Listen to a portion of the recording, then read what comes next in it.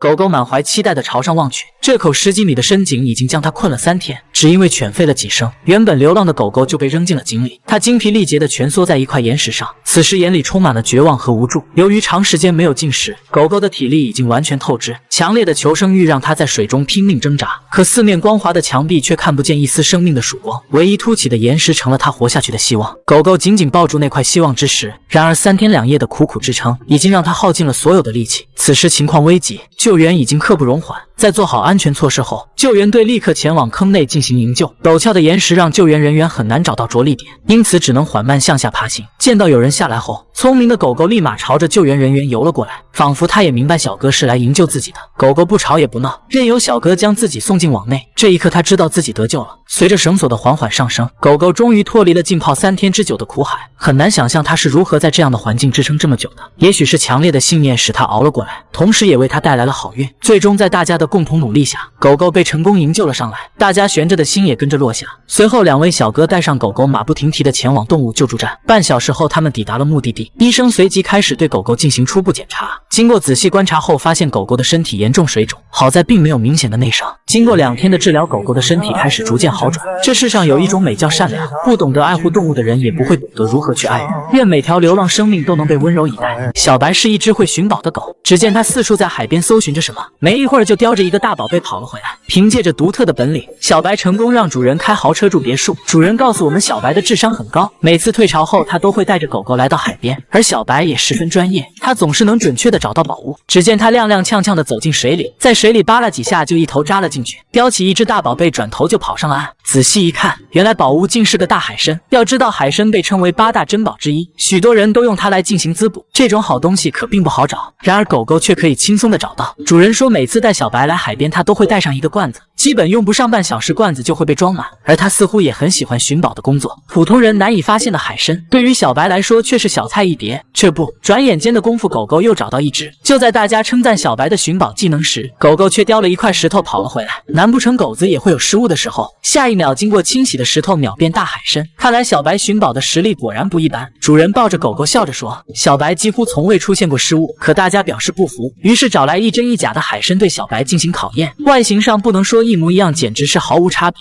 为了迷惑狗狗，小哥还将2者的气味进行充分融合。随着主人的一声令下，小白直奔海参而去。狗子的前爪不断在水里扒拉着假海参，本以为他就要上套了，可当小白碰到真海参时，却毫不犹豫地叼了上来。看来想要骗到狗子还真不是件容易的事。主人激动地炫耀起了自家的狗狗，看看我说的没错吧，就这点小小的把戏也想迷惑我家的小白，你们这群老六还真是有些可爱。狗子独特的寻宝技能让专家也觉得不可思议，因为单靠嗅觉并不能准确地找到海参，还需要触觉和记忆力进行综合分析判断。看似简单的行为，却需要狗狗有极高的智商。主人告诉我们，小白曾经是一只流浪狗，当初自己看它可怜，便将它收养在家中。可狗狗为什么会喜欢找海参呢？原来主人之前经常来海边找海参钓鱼，狗狗看到找到海参的主人非常开心。为了感谢主人的收留，于是小白就开启了探宝模式，每回主人都会将狗狗找到的海参分享给他，但小白却不喜欢吃，也许他只是想通过这样的行为来报答主人。小白不仅为家庭带来了欢乐，同时也给主人的生活带来了很多乐趣。万物皆有灵性，即使是不同物种之间仍能感知彼此的善意和友爱，或许这便是善良的回馈。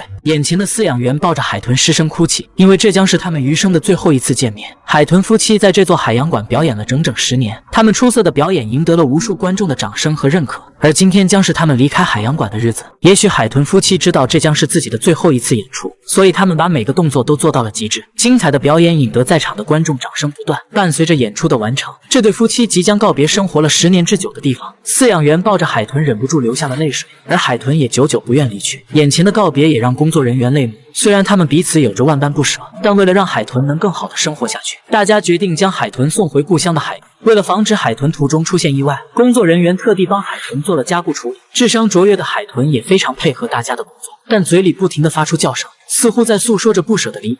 由于海豚在海洋馆生活已经10年了，所以工作人员还需要对它们进行野外生存的训练，帮助2只海豚恢复原本的天性。刚刚回归大海，它们显得有些不适应，就连近在嘴边的鱼也无法捕捉到。好在经过1星期的反复练习后，2只海豚已经熟练地掌握了捕食技巧，同时这也意味着它们即将回归大海。临走之前，饲养员准备了丰盛的美食。吃完最后一餐后，海豚们将踏上陌生的当渔网被撤掉后，工作人员鼓掌为他们表示祝贺。可没想到2只海豚游了一圈又折返了回来。它们不断环绕在四周，久久不肯离去。一只海豚游到饲养员面前，时不时探出脑袋，或许它是在做最后的告别，也可能是在感谢饲养员这10年的照顾。有时候动物的感情比人更加真诚。它们一圈又一圈地转着，两只海豚足足停留了1个小时。最终，他们也明白了人类的用意。两只海豚慢慢朝着大海深处游去。万物皆有灵性，每个生命都应该受到尊重和保护。最后，希望海豚夫妻能幸福快乐的生活。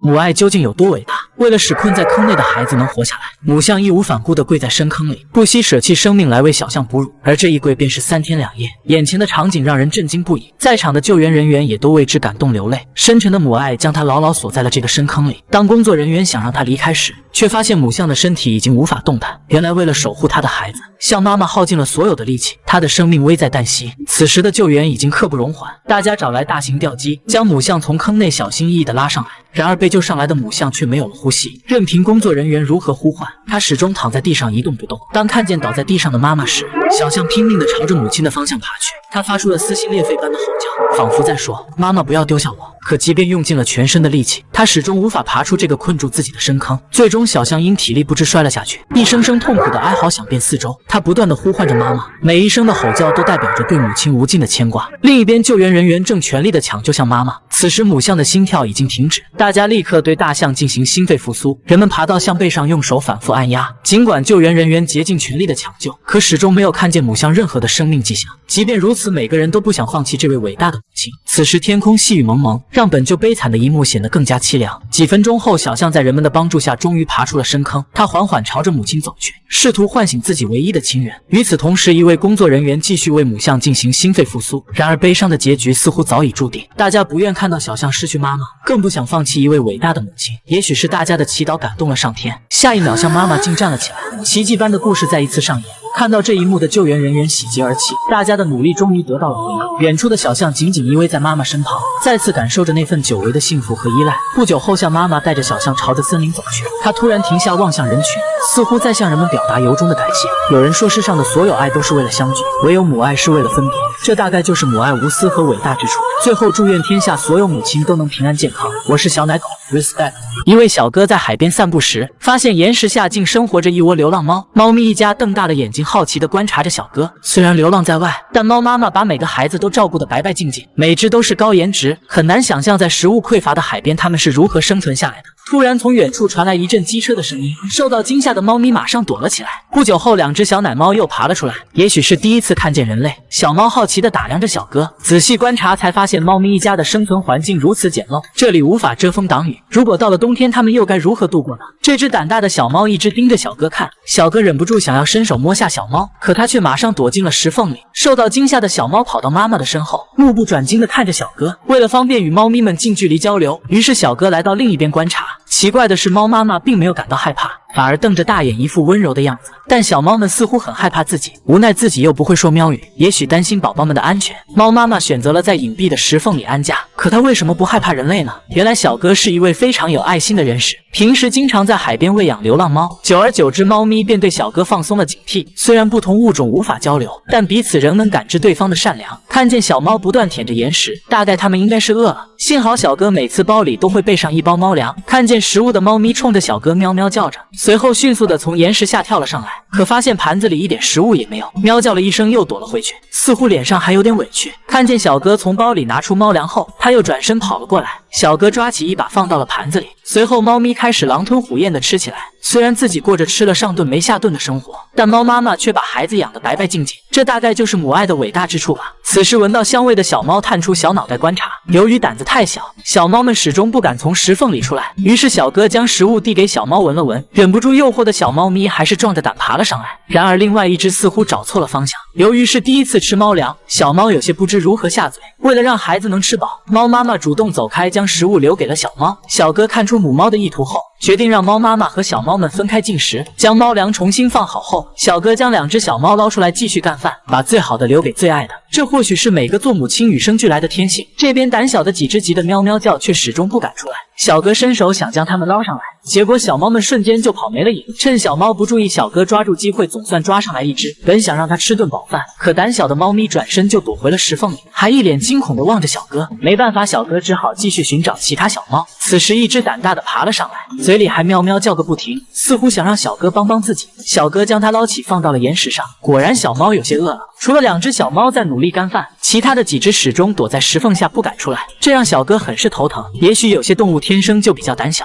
大概是自己离得太近，小猫们才不敢靠近。于是小哥只好返回路面暗中观察。没想到此时一只三花猫突然出现，看样子应该是孩子们的爸爸。原来他一直在附近观察着小哥。吃饱后，猫妈妈跑去一旁喝水，而猫爸爸则去吃掉剩余的食物。这时小奶猫们也纷纷跑了出来。尽管流浪的日子并不好过，没有遮风挡雨的大房子，也没有餐餐无忧的生活，但他们却有着无拘无束的自由和彼此的陪伴与守护。简简单单才是幸福的真谛。希望猫咪一家能健康快乐的生活下去，也祝愿每个漂泊在外的游子都能找到心灵的归宿。我是小奶狗 ，Respect。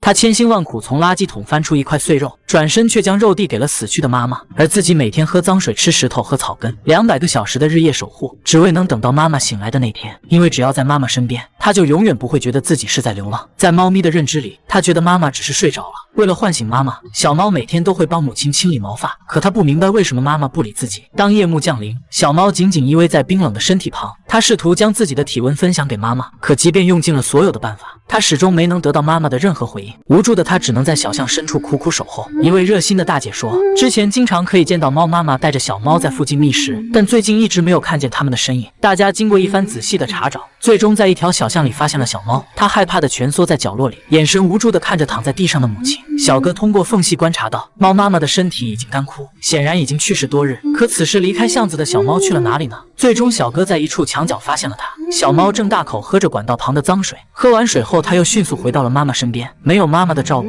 小猫只能靠喝脏水充饥。即便如此，它仍不分昼夜地守在妈妈身边，用它娇小的身体温暖着母亲那颗冰冷的心。就这样日复一日，靠着与妈妈一起度过的美好回忆，小猫熬过了一个又一个孤独的夜晚。此刻，它多么希望妈妈能醒来陪陪自己，可怜年幼的它却只能坚强地面对内心的恐惧和不安。只有等到夜深人静时，饿了一天的小猫才敢小心翼翼地出去寻找食物。几分钟后，我们在一户人家的院子里发现了它。眼前的一幕着实令人心酸。小猫躲在花坛里，正大口吞咽着泥土，接着又找到一棵树根啃了起来。看它的样子，真的饿坏了。当门被打开时，猫咪快速逃离了现场。过了许久，街边再次出现了小猫的身影，不知它在哪里捡到了一块碎肉。随后，猫咪快速地跑回了家里，它将好不容易找到的肉放在了母亲的身旁。小猫自己靠吃泥土和树根充饥，却将肉留给了妈妈。傻傻的它还期盼着妈妈能再次醒来。就这样，他从夜晚守护到天亮，因为他清晰地记得，妈妈以前就是这样保护自己的。可这样艰难的生活对他来说又能坚持多久呢？看到如此可怜又懂事的小猫，大家决定立刻开展救援行动。然而对于陌生人的靠近，小猫显得十分害怕，它惊慌失措地窜了出来，挣扎着冲着人群嘶吼。最终猫咪被成功救援，它好奇地打量着陌生人，不知道等待自己的会是怎样的命运。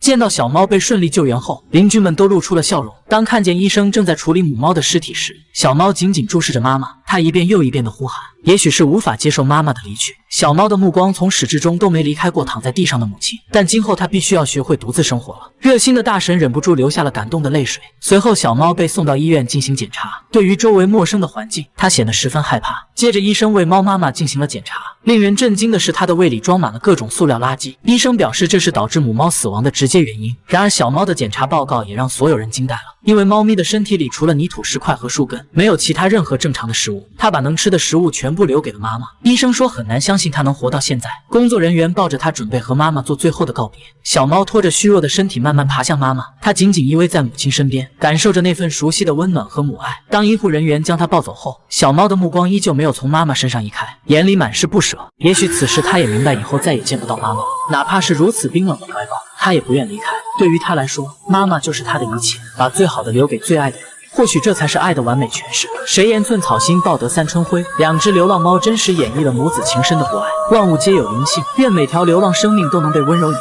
这只橘猫大摇大摆地走进教室，随后就找到自己位置坐了下来。猫咪名为小五，它可是这所大学的学霸，每天都会准时准点来教室里上课，迄今为止已经进修4年了。作为学长，小五拥有自己专属的座位。只见他一脸认真地看着黑板，可听着听着，不争气的眼睛就眯了起来。反正又不用考试，索性就美美睡上一觉。到了下课时间，老师还会耐心地提醒他。刚睡醒的猫咪打了个哈欠，突然想起自己还有节计算机课。随后，小五马不停蹄地赶往下一个教室。听到老师师眉飞色舞地讲着各种编码，猫咪表示很是头疼。虽然小五有些偏科，但老师却说他从不逃课，并且还对猫咪的学习态度竖起了大拇指。听到表扬的小五害羞地把头转了过去。上午的课程结束后，他来到了电梯前，由于是学长，同学们每次都会进行礼让。进入电梯后，小五眼神一瞄，自然就会有同学帮他按下楼层。走出电梯的猫咪来到饮水区，几声喵叫后，马上就会有学妹过来喂水。喝完水后，小五来到饭堂，随便喵叫了一声，很快就有小姐姐为他准备午餐。因为学习要消耗大量的体力，所以猫咪每餐都要吃上2大碗，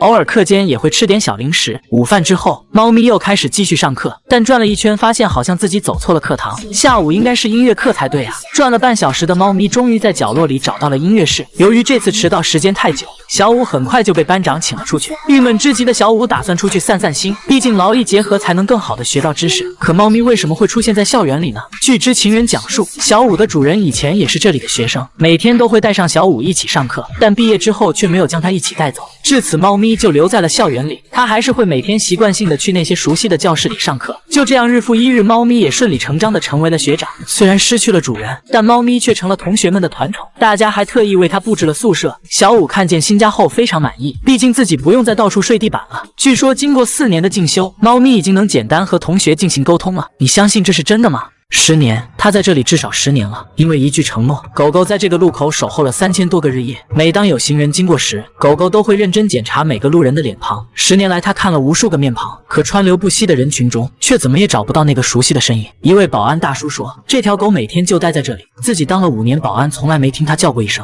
10年前我搬进来，它就已经在这里了。这只小狗比我孩子的年龄还大，有时候看见路过的行人，狗狗会起身追上去。也许它是想看清路人的脸庞，但等待它的又是一次新的失望。最后，他又回到这个熟悉的位置，开始漫长的等待。就这么日复一日，狗狗在这个路口守候了10年之久。他从白天一直等到深夜，直到街边空无一人，狗狗才肯离开等待的位置。好心的人帮他建造了一个房子，但短暂的休息后，他又回到了那个熟悉的地方。附近的居民说，狗狗的主人是102栋的一位户主，后来那家人搬走了，小狗就被遗弃在这里了。自此，狗狗就在最后见到主人的地方一直等待。年复一年，它开始慢慢变老，岁月改变了容颜，却无法磨灭它对主人的思念。他的眼里装满了忧郁和悲伤。忠犬八公的故事又一次在他的身上上演。狗狗的事迹感动了小区的居民，一位老奶奶经常会为狗狗送来食物，然而她只是喝了点水，对于食物并不感兴趣，仿佛除了思念和期盼，她的心里已经无法装下任何东西。奶奶说，狗狗的年龄太大了，坚硬一点的食物它没办法进食，因此奶奶每次都将食物捣碎，狗狗才勉强多吃一些。在得知她的故事后，许多人都想领养狗狗，但却没人能将它带离这个路口。也许这里是它全部的希望。这天，奶奶想将它带回去洗个澡，可刚放下狗狗，她就马上从楼梯跑了下去。因为害怕错过与主人的相见，她用尽全身的力气奔跑着。最终，狗狗再次回到了那个等待10年之久的位置。也许只有这里才是它心灵的归宿。为了帮狗狗完成心愿，热心的志愿者们开始发放传单，并且四处走访，打听狗狗主人的消息。由于时间太过久远，志愿者经过四处询问，却没有任何的音讯，不知道它在最后的时间里还能否再见到自己的主人。这天清晨，狗狗并没有出现在熟悉的位置。最终，大家在狗狗的家里发现了它。如果不是太阳落山，它永远不会回家。它是生病了吗？艰难的街头生活使它无助地趴在房子里。随后，邻居们将它送到医院进行检查。医生表示，狗狗的年龄已经很大了，长期的流浪生活导致身体器官衰退严重，能坚持活这么久算是极限了。另外，它还患有严重的白内障，因此它很难看清楚东西。就算主人回来，它也无法辨别自己的主人。可即便狗狗的视线模糊，它始终坚守心中的那份执着与忠诚。可能它无法等到看见主人的那天了。医生说，狗狗已经时日无多，最后的日子就让它安静地走完吧。当太阳再次升起的时候，它又回到了那个熟悉的位置。抛弃它仅需要1秒，可它却选择了用一生来等待。请不要轻易抛弃那个满眼都是你的小生命，如果遇见，请善待。这只狗叼着1000块钱，熟练地走进一家超市，随后将钱放在地上，接过老板手中的罐头后，走出超市就开始大口享用。狗子名为旺财，是10里8乡最会搞钱的狗。超市老板说，旺财每天都要来店里消费食和肉罐头，而且出手大方，基本都不用找零。可一只狗是如何赚钱的呢？只见它熟悉地跑向一家商铺，老板娘离开后，旺财就趴在门前当起了店员，肩负起看守的责任。当然，这临时工可不是免费的。作为奖励，老板娘大方地掏出1000块工资支付给旺财，并且还对他的工作给予了表扬。拿到工资的狗子转身就跑进了超市，但这还没完，吃完1盒罐头后，狗子马上就盯上了一位买菜的大姐。如果不交出手里的钱，旺财就会像狗皮膏药一样粘上对方。摇尾乞怜是他惯用用的手法。见大姐不吃这一套，不讲武德的狗子直接开抢。不一会儿，1000马妹顺利到手，拿到钱的狗子再次朝着超市方向跑去。下次别让我再看见你。大姐对此也很无奈。每每吃上第2盒罐头后，狗子在一家杂货铺驻足。这次的目标是一位大叔，别傻站着了，规矩还要我再说一遍吗？趁老婆不注意的功夫，大叔掏出了仅有的1000块零花钱递给了旺财。随后，狗子叼着钱大摇大摆地走在街上。接着第3次返回了超市，一手交钱一手交货。买完罐头后，狗子叼着罐头来到一位大爷面前，一天来找我开8遍的罐头，你比我还富有啊！以后我可要收服务费了。狗子听完，直接躺在地上耍起了赖皮。大婶指着旺财说，他是这条街的吉祥物。由于每天叼着钱在街上来来回回，旺财很快就打响了名气，因此每天都有吃不完的肉罐头。但女主人却非常反对，因为家里的狗粮她是一点不吃，每次看见狗粮都躲得远远的，但换成罐头立马两眼放光。女主人说这家伙靠乞讨，天天自己买罐头，不知道还以为是只流浪狗呢。虽说自力更生是好事，但女主人还是比较担心它的健康。果然去医院检查后，医生表示狗子的营养严重超标，不能再让它吃那么多的肉罐头了。回来后，女主人告知了街坊邻居，看见这么多人围着自己，旺财有些慌了，难不成是来讨债的？发现大家都面带笑容，狗子这才放心下来。此时他还没意识到自己已经赚不到钱了，餐餐罐头的生活一去不复返，看来平平淡淡的日子才是真。作为百兽之王的小老虎居然让一只猫鼬给欺负了，小老虎趴在门上大喊着救命，这下可把老虎的脸丢尽了。刚进托儿所的小老虎不知道规矩，跑到人家的小房子里就玩了起来，还顺带磨了磨牙齿。恰巧这一幕被猫鼬大哥撞了个正着。喂，你不晓得这是谁的地盘吗？说着，猫鼬就霸道地吐起了口水。然而初来乍到的小老虎还没有意识到事情的严重性，作为托儿所的一方霸主，猫鼬直接把小老虎堵到了墙角，接着就开始教他这里的规矩。小老虎被吓得瑟瑟发抖。经过猫鼬反复的教育，可怜的小老虎趴在玻璃上哇哇大哭，嘴里还不停地喊着妈妈。收拾完小老虎的猫鼬赶紧检查了一下自家的小房子有没有被做坏，结果偏心的饲养员一把将他抱起，还责问猫鼬为什么要欺负小老虎。随后就把它扔到隔壁，让它自我反思。可显然猫鼬对此表示不服，因为担心虎宝宝弱小的心灵受到影响，饲养员连忙上前安抚小老虎，对着饲养员就哇哇大哭，不断控诉着猫鼬的罪行。为了安抚虎宝宝们的情绪，饲养员表示给予猫鼬断粮3天的处罚，小老虎这才安静了下来。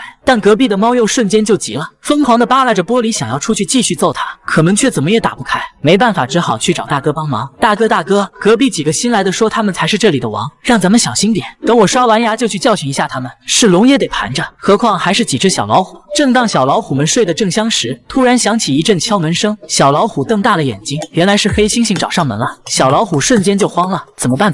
黑猩猩疯狂开始砸门，惊恐的小老虎赶紧爬到了墙角，连口水都被吓了出来。胆小鬼，有种你别跑啊！就在小老虎思考应对方案时，下一秒黑猩猩竟然出乎意料地打开了门，这操作把几只小老虎都看傻眼了。进来之后，黑猩猩并没有第一时间暴揍小老虎，而是嘚瑟地显摆了一通，接着他不经意地拿了块毛毯，仅凭一记眼神就将2只小老虎吓得连滚带爬。小黑也是人狠话不多，上去就给了对方一个响亮的耳光，这下可把小老虎给打懵了，躲在箱子后面大气都不敢出一口，躲起来我就找不到你了吗？是老虎你就别藏着。还没等小老虎反应过来，小黑又是2巴掌呼过去，结果逃跑的路上脑袋还被撞个大包，这下可给小老虎整郁闷了，没有一个能打的，还说自己是森林之王。回到家的小黑得意地吃起了水果，猫鼬见状直呼大哥 YYDF， 几兄弟吃了败仗一脸生无可恋。饲养员见状立刻安排了营养大餐，希望他们忘记悲伤。为了让小老虎振作起来，饲养员还特意拿来猫鼬玩具帮助他们找回自信。回想起猫鼬的所作所为，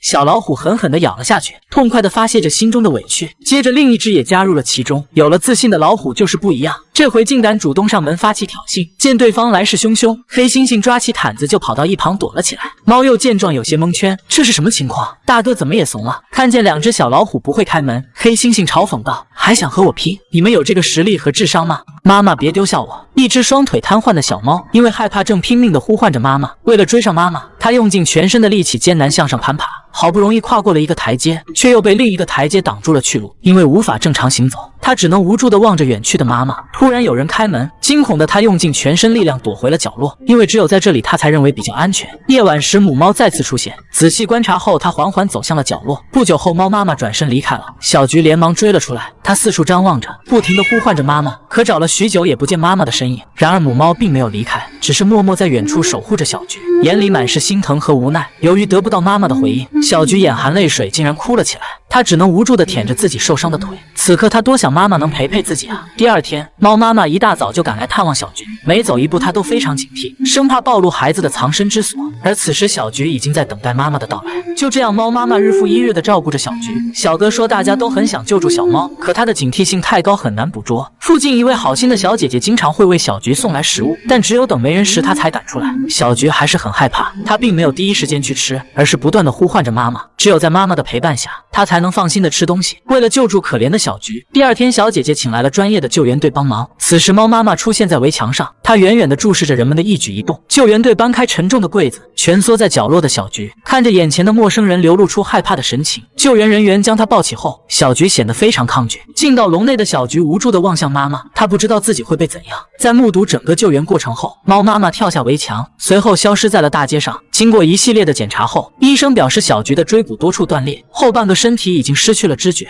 经过判断是人为导致的损伤，能活下来已经是奇迹。原来小猫出生不久便被坏人进行殴打，猫妈妈别无选择，只能等坏人离开后才敢上前叼回遍体鳞伤的宝宝。为了防止小菊再次受到伤害，猫妈妈将小菊带到了这个隐蔽的角落。她知道人少的地方才会安全一些，因为担心小菊被坏人发现，猫妈妈选择与孩子分开。但她始终没有放弃过喂养小菊，并且经常在远处守护着自己的孩子。或许这对于彼此都是一种痛苦，但为了生存下去，猫妈妈做出了抉择。几天后，医生开始为小菊进行手术，但却发现小猫身体里的碎骨切断了大部分神经，即便手术成功，也无法正常行走了。如果没人照顾，小菊很难独自生存下去。在医生的精心照料下，小菊的身体恢复得很好，她不再像之前那样害怕人类，反而和医生玩起了游戏。即使不同物种之间仍能感受彼此的善良。同时，小菊还等来了一位好心的主人，一位小姐姐决定收养她。虽然失去了行走的自由，但小菊却遇见了一个爱她的主人。我想相比之前的流浪生活，她此刻是幸运的，更是幸福的。平时小姐姐一有时间就会帮小菊按摩，即使康复的希望渺茫，但她仍然相信会有奇迹发生。在小姐姐不断的坚持下，1个月后，小菊的后半身终于有了一丝知觉。在帮小菊按摩尾椎时，她会有感觉的回头张望，也许某一天奇迹真的会降临在小菊的身上。为了让小菊适应走路，小姐姐还为她定制了后腿。刚开始小菊有些害怕，但在小姐姐耐心的指引下，小菊开始慢慢的适应。她仿佛发现了新大陆一样，这一刻她终于再次体会到奔跑的快乐。当上天为你关上一扇窗的同时，也会为你打开一扇门。我是小奶狗 Respect。 这只花猫每天能赚3万韩元，靠着勤奋敬业的工作态度，它顺利拿到了警局的正式编制。猫咪名为小花，平时的工作是在警局门口站岗，主要负责巡视过往的车辆，防止有可疑人员进来捣乱。对于本职工作，小花没有丝毫的懈怠，也从不迟到和早退。因为家里还有4个宝宝要养活，所以小花每天都得上班赚猫粮。清早起床的第一件事就是给孩子们清理卫生，帮孩子们洗漱干净后，她便匆忙赶去上班。由于工作地点就在家门口，所以小花从来没有迟到过。可她是如何得到这份工作的呢？2位小哥指着对面的加油站说，小花原本是只流浪猫，几名执勤人员看见一只猫妈妈正守在一只死去的小猫旁边，大家被猫咪的母爱所打动，于是便将小猫埋在了附近。事后几位好心的小哥将它带回了警局，自此猫咪就成了警局的一份子，它也过上了朝9晚5的稳定生活。半年后，小花幸运地产下了4只小猫，在警察叔叔的精心照料下，小家伙们不仅呆萌可爱，还很健康。每当小花上班时，大家会轮流照顾她的宝宝们。或许是得到了上天的眷顾，小花一家得到了众多铲屎官的宠爱和关心。为了报答警员们的关照，小花每天都会努力的工作，即便到了晚上，她还在坚守岗位。而此时，孩子们早已进入了梦乡。随着时间的流逝，小奶猫们逐渐长大，它们不仅为乏味的工作带来了欢乐，同时也治愈着每一个人的心灵。作为母亲的小花却有些头疼，因为孩子们越来越调皮，一个不注意，孩子转眼就跑没了影。小花连忙追了上去，可还没走几步，家里的几只又想趁机溜走，真是左右为难。结果一转身的功夫，孩子们全都跑丢了，这可给小花急坏了，因为她不想再次承受失去孩子的痛苦。没办法，小花只能旷工出去寻找孩子，可找了半天也不见孩子的身影。见小花如此着急，几位小哥也加入了搜寻的队伍。也许是和孩子们心有灵犀，半小时后，他发现了小猫们的藏身之所。随后警员们快速赶来，大家合力将圆筒抬起。谁会想到他们藏在这么隐蔽的地方呢？小花第一时间跑了过去，确认宝宝安全才放心的走开。警员们将小奶猫们一只只拎了出来，并且全部送回了岗亭里。虽说孩子们有些淘气，但天下有哪个母亲不心疼孩子呢？为了表彰对小花工作上的肯定，警局里特意为一家5口定制了专属警服。穿上制服的小花正式成为一名花猫警长，样子简直帅极了。而一旁的旁的小猫骂骂咧咧，似乎还不太情愿。小花赶紧上前说道：“傻孩子，这可是铁饭碗啊，怎么一点也不随我呢？可怜天下父母心，愿每条流浪生命都能温柔以待。我是小奶狗 ，respect。”原来世界上真的有招财猫。在日本有一家别具一格的便利店，这家不起眼的小店养了一只8字眉的招财猫。由于猫猫的性格温顺并且长相独特，每天都会有络绎不绝的顾客前来打卡。作为一只招财猫，小白自然也懂得和气生财。只要你在店里买了东西，那么他肯定不会拒绝你的抚摸。人们将猫咪8字眉的样子传到了网上，结果迅速引来了众多网友的围观。大家觉得这是一只能够带来好运的福猫，之后便有越来越多的人来小店里撸猫。周围的小学生每次考试之前都会来摸一摸猫咪的小脑袋，希望猫咪能为自己带来好运，在考试中能取得优异的成绩。一些周边的老彩民听说这只8字眉的白猫自带财气，所以果断转战这家便利店。每次遇到购买彩券的顾客时，老板娘都会将彩券放在猫咪的头上来加持好运。虽然不知道这样做有没有起到效果，但店里的销售额仿佛是开挂般的一路飙升。久而久之，小白不仅成了店里的活招牌，也变为一只网红招财猫。每当附近有新店要开业时，店主都亲自上门和小白讨个好运。老板们通过虔诚的鞠躬来祈祷自己的生意顺风顺水，好运连连。平时没人的时候，小白就会乖乖的躺下来小憩一会儿，但粉丝们给他休息的时间并不多。没过多久，便有粉丝前来探望。对于每个前来打卡的小迷弟，小白总是以热情友好的态度来进行招待。一位画家从千里之外的城市赶来探望小白，并且还特意为他制作了一幅肖像画。看来这绝对是小白的铁粉了。每天早上7点，主人会准时扛着猫咪来店里上班，而对于这样的工作，小白也非常喜欢。比起待在家里，主人说他更喜欢便利店。果然是一只觉悟很高的打工猫。不过谁又能拒绝这样一只尽职尽责的猫猫呢？随着小白的成名，店里也开始销售一些他的影集和带有肖像的小饰品。不过主人将这些收入都捐给了动物救助中心，想以此来帮助更多的流浪动物。原来小白是2011年日本震后灾区救助的一只流浪猫，主人收养它的时候才只有几个月大小。或许是从小体会过流浪的艰辛，长大后的小白特别懂事，主人工作的时候他就乖乖地待在一旁，并且这家伙居然还是个粘人精，动不动就跑到主人怀里撒娇。在小白的陪伴下，主人也慢慢走出了悲伤的阴影。招财的小白不仅为人们带来了无限的欢乐，同时也实现了喵生的价值。你家的猫猫有带来哪些好运呢？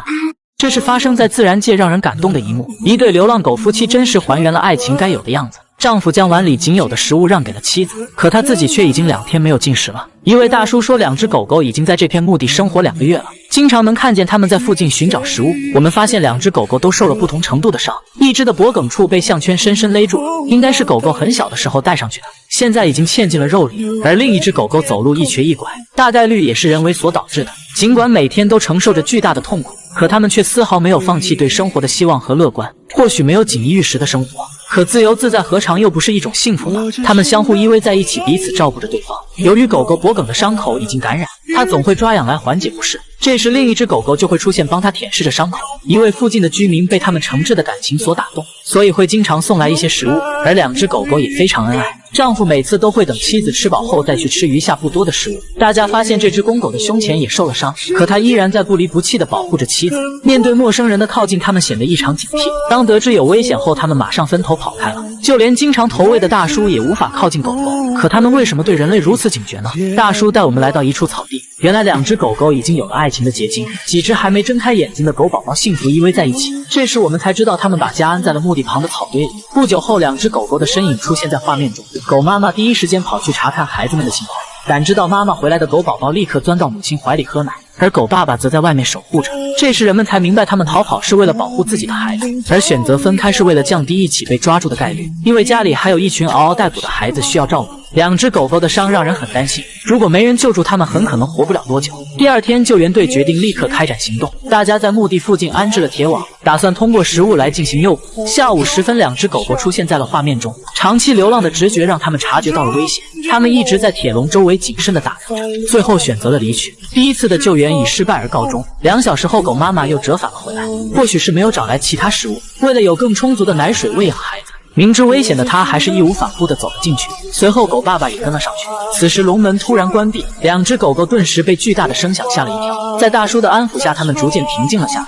接着2只狗狗顺利被救援，狗妈妈的眼睛一直盯着远处，我想大概她是在担心家中的孩子吧。救援队在大叔的带领下找到了小狗仔的藏身之所，人们将几只小家伙一只只地抱了出来。可以看到每只狗宝宝都被母亲喂养得白白胖胖，数了数，一共有6只小狗，小家伙毛茸茸的样子真是太可爱了。几小时后，流浪狗一家被送往了附近的宠物医院。医生发现狗妈妈脖子上的伤口已经严重溃烂，于是马上剪断了这条困扰他多日的项圈。这一刻，他终于解除了禁锢。帮狗妈妈处理好伤口后，医生随即开始检查另一只狗狗的情况。原来它的腿部被一根带刺的铁丝牢牢捆住，在医生的帮助下，它很快摆脱了束缚。经过分析，2只狗狗的遭遇是人为所导致的，很难想象它们每天在承受着怎样的痛苦。可即便如此，它们依旧拼尽全力照顾着自己的宝宝。也许这便是每位父母与生俱来的爱，就算再苦再累，也要把最好的一切带给孩子。或许相濡以沫、不离不弃，才是每个人内心最渴望的爱情吧。故事最后，那位经常喂养他们的大叔决定收养狗狗，自此这对恩爱夫妻终于迎来了狗生的幸福时刻。